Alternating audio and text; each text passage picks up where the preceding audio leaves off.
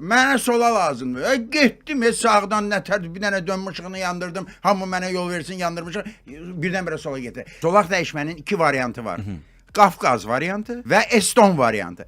Qafqaz variantı nədir? Cigit variantı. Mənə sola lazımdır. Getdim, sağdan nətər bir dənə dönmə işığını yandırdım. Hamı mənə yol versin, yandırmışıq. Birdən-birə sola getdi. Eston variantı 4-5 zolaq var. Sağ zolaqdan ən sol zolağa keçmək istəyirik.